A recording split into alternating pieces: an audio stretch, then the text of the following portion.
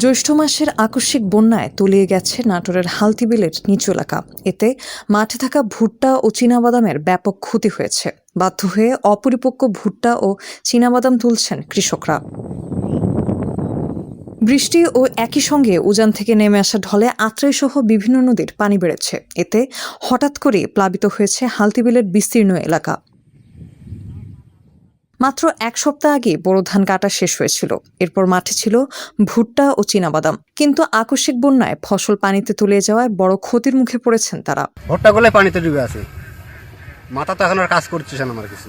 ঈদের পরের দিন তুলব বলে চিন্তা ভাবনা করেছিলাম, কিন্তু হঠাৎ করে রাতের মধ্যে জমিতে এখন 1 হাঁটু পরিমাণ পানি, আর একটা দিন গেলে হয়তো এই ভুট্টা তুলেই যাবে না।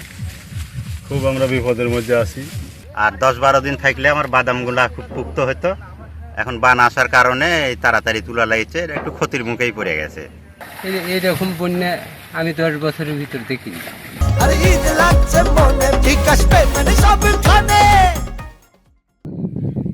জ্যৈষ্ঠ মাসে বর্ষার মতো বন্যা দেখা দেওয়ায় এলাকার কৃষি ও গ্রামীণ অর্থনীতিতে বড় ধরনের প্রভাব পড়ার আশঙ্কা তৈরি হয়েছে। এদিকে শুধু ফসল নয়, বন্যার পানিতে ডুবে গেছে গোখাদ্য। বোরো ধান খড়ে তোলার পর মাঠে শুকাতে দেওয়া ধানের খড় এখন পানির নিচে। ফলে গবাদি পশু পালনকারীরাও পড়েছেন চরম বিপাকে।